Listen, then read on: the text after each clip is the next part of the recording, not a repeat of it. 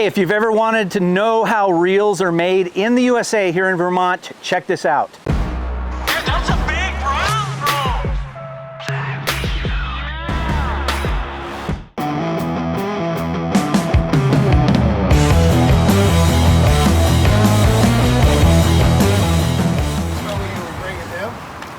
Sorry, I invited myself. Nice to see you. Norm, this is Cheech, Curtis, and Nick. Good to meet you. Good to meet you. Hey, good to meet you, Norm. Curtis? Yep. Hey, no, nice to meet you. Nick. Nick. We just crossed over the Connecticut River. Super cool area. This is the first time I've ever been to this part of Vermont. But we're gonna go check out where Orvis makes their reels. A lot of people don't realize everything that goes into that little piece of machinery that helps you fight your fish. It's a lot more complex than you think, a lot more complicated. This is one of the few manufacturers in the world who does it start to finish right here in these buildings. So let's go check it out.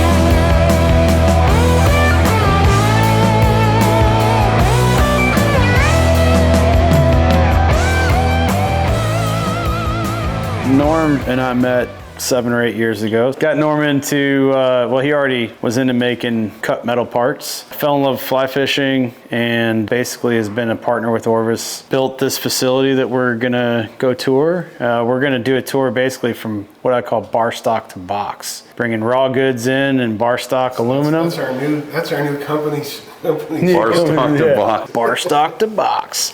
Yeah, I mean, it's a really fascinating process. This is about 2 years plus COVID of building this facility out. 2 years ago, it was a gravel parking lot just behind the main building, and we would do assembly here, but then manufacture across the river at some of the other locations. So what happens when you're building a fly rod? Obviously you need a good whistle built into it. So as you can see, you blow air through this side, makes a bunch of different calls. You can get like fish calls, duck calls, all that kind of stuff. So good whistle really makes for a good fly rod. This is the newest iteration of whistle.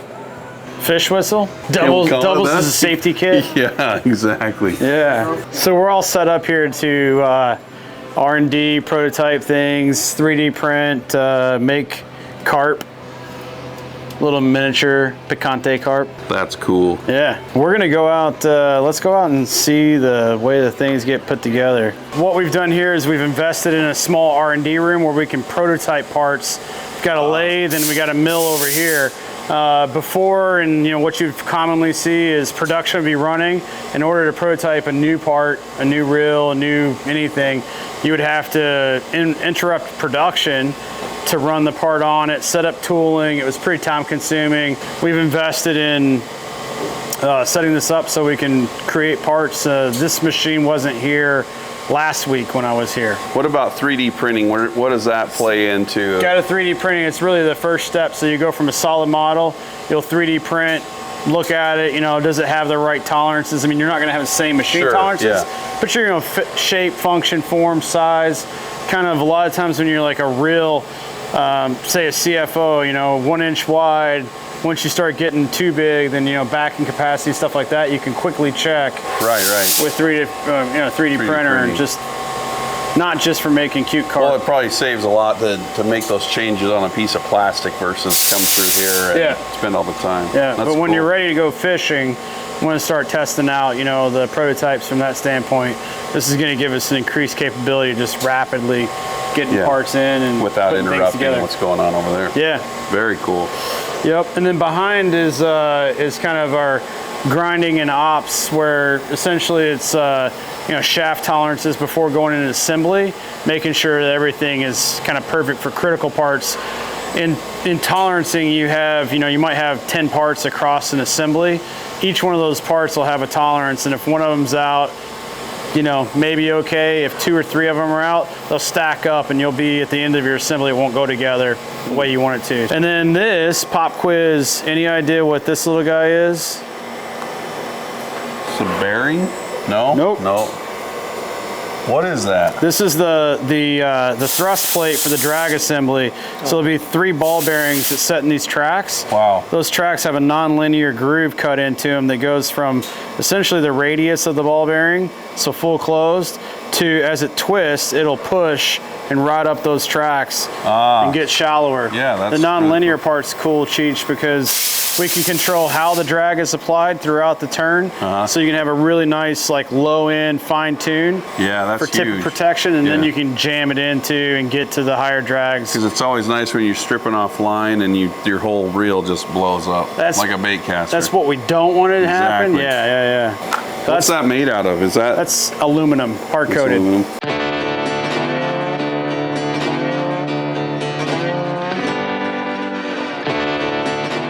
So basically, the way a reel's made, it comes in bar stock, gets parted into smaller pieces, goes into this machine, which is essentially like a bandsaw. That will cut it out into smaller pucks. Those pucks then go into a turning process to cut out the frame and the spool. This is basically for frames and spools. You'll see similar process for small parts, drag knobs, shafts, things of that nature. We get the question all the time, why is a reel this much? It's because you're basically turning that reel from just one piece of metal. Let's go over here and I'll show you that. So that's a parted bar stock piece. Watch your sharp corners. That'll come out first operation and get turned down into the spool. Nice and light, stiff, That's strong. titanium? That's titanium. And that's where the reel seats into. Yep, right? and then this goes into the drag housing, and the one-way bearing or the clutch grabs onto that. And then the distal end of that goes into a bearing that's on the inside. That's way cool. Yep.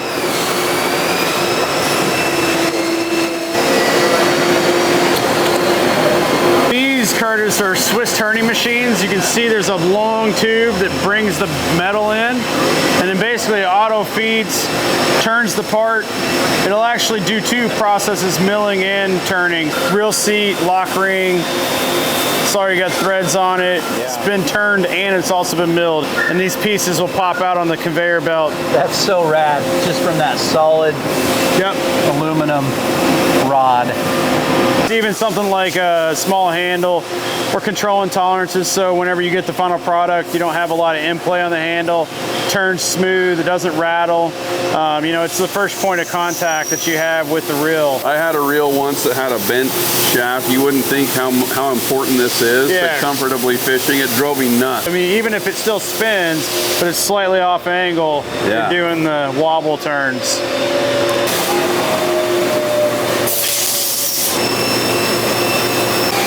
Some more of that milling process. So once the basic frame is turned, then we'll set it in a fixture.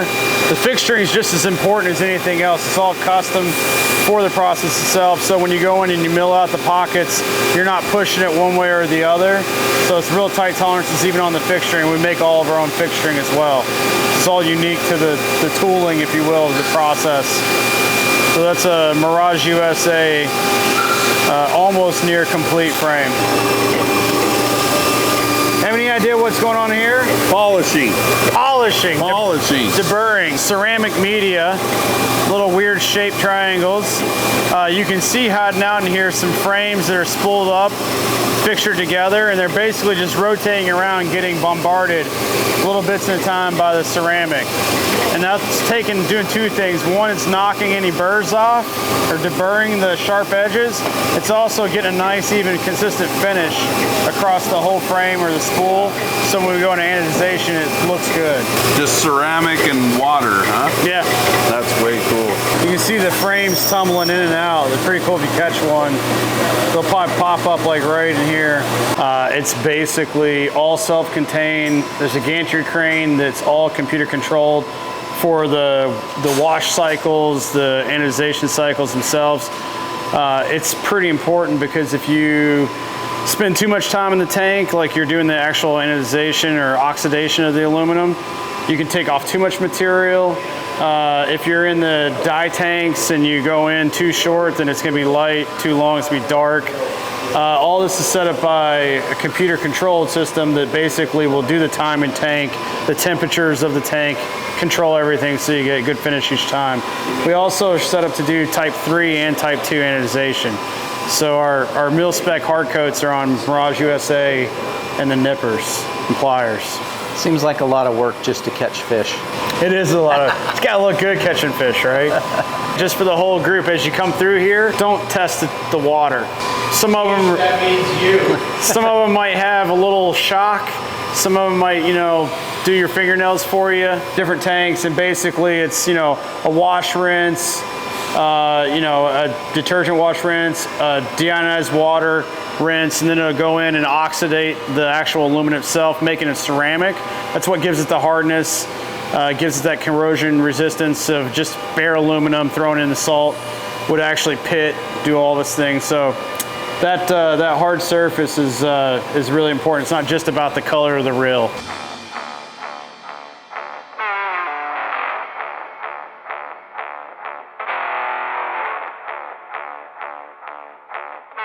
So just so you guys know, Norm, from a committed to quality standpoint, as the builder, while his name's not on him, his passion for machining and quality is, and he's hand inspected every reel that we've made in 7 years. He's got the calluses to prove it. What's up with the sign man? Brain damage. The brain damage. What's that? The sign man, Tom. Yeah, sign he's man. production assistant. So yeah, these reels are ready for inspection. From there, they'll go into boxes and out the door. Normally, all of our repairs for most reels would go through our Roanoke service center with the kind of feedback loop, everything. You know, we kind of want to know and track, how did the reel fail? Is it just it got bent, it was dropped? Was there an issue with, you know, a spool engagement, the handle or something like that? And those come back through, basically go through a repair shop, which is also Norm. Yeah, It's a lot of learning there. it's been a really good step. Yeah. Learned a lot. And that's currently what's in repair. So I mean, you can go in here, Mirage LT2. That looks like a lot of repairs compared to all these reels I just saw going out. Holy moly. Right. Nuts. It's high volume Oh, season, yeah. you know? Yeah, so this one's been dinged up a little bit. It's probably got some notes on it, comments of what needs to be done, what the customer's complaint was, get fixed up, and out we go. It is really cool to see all this stuff done here. Yeah, Yeah. you Like still have some. soup to nuts. Super awesome. So you guys have probably been inside of one of our reels. The one-way bearings got a really nice, easy to read, left or right retrieve, That is genius. red and green. Because sometimes when I pull others out, they flip-flop in my hand. Yeah, left is up, drop it in. You know, a sub-assembly for just the frame cap. There's a clicker, a bearing, which you can see in there, the shaft lock nut, the titanium shaft itself, the shaft perch where the spool is going to go in, all that's really important. And then when you get right down to it, you know, it's carbon fiber stainless drag system. Each one of these is tuned to a specific min drag, half drag, and max drag. And we do that using the standard torque wrench. That's a little better than the torque wrench. And so it's essentially at min drag, rotating it, finding for this size, the torque, and then setting it up at half drag, going in, rotating it. You'll see it's 192.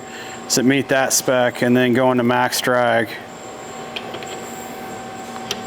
Same thing. So each one of these are tuned, specifically set. So like a standard drag system that doesn't use a ball and ramp less than 360 degrees is going to rely on the fact that you could have a drag, you know, throw everything in, you get a preload close, and with 3 turns, you're going to find the drag sometime, somewhere in there. This is pretty much set up on a curve where at min, it's going to be right around 0.2 pounds, and then as you come through the drag, it's going to be repeatable, and you can always kind of know that if you like fishing a 2-pound drag, you can set it up at a certain, yeah. The other thing that's awesome about the ball and ramp is like on a tarpon situation, you might be at max drag fighting the fish, you get the fish boat side, the fish takes off, you want to quickly dump the drag to let it take some line, not having to sit there and like have it blow up boat side. It's just a reacher, you know, coming around here, pop the drag down, doesn't free spool, then you can go right back into it. So having that quick back and forth is awesome. Also good for like when you leader a fish like a tarpon, relieving the line and the stress off the rod. You can just What about literally. if you leader a giant rainbow trout? That's wild. I don't even know. That's then you need a cheech. So the reel that I had wasn't set up right? Reel was fine. Yeah. The reel wasn't set up right, guys. You heard it from him. It's not my fault. It's not my fault. It's his fault. There's actually a bat and kill large arbor or a bat and kill mid arbor on that. Insert inside joke footage here. Yeah. Yeah. Watch what happened. Yeah. Wasn't me. I'm told we're supposed to pay attention to this sign. Check it out. Cheech managed to catch a fish in this. Side pressure. In Utah, we have banks that aren't as slick. This one's still fighting really hard.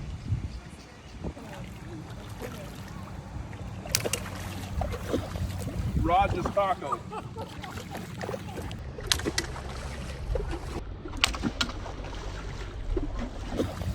Rod just taco. I don't need a fancy machine. We only need one time here, Curtis.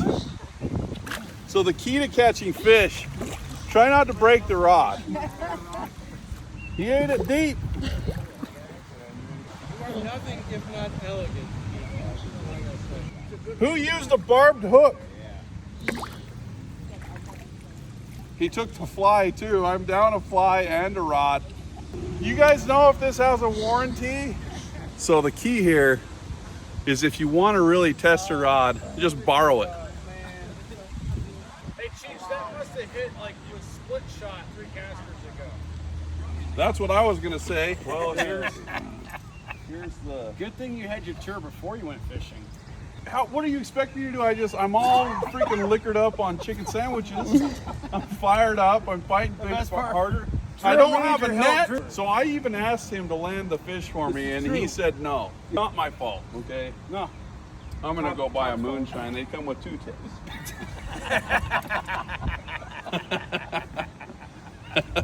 So I mean, even down to like small details like having a Mirage LT frame cap wrench that's set up just to be able to have the people who are assembling the reels on and off. Super nice. All the details are awesome. Is that thing out yet? Yeah, this is out. This has been out since we did a limited 50th anniversary release. The gold CFOs, we did 165 of them. We sold them in like 22 hours. Some of them went to shop, some of them went to retail. And then the CFO is back. These are so cool. I want to give one. Back in regular production in the Yeah, regular production, small batches.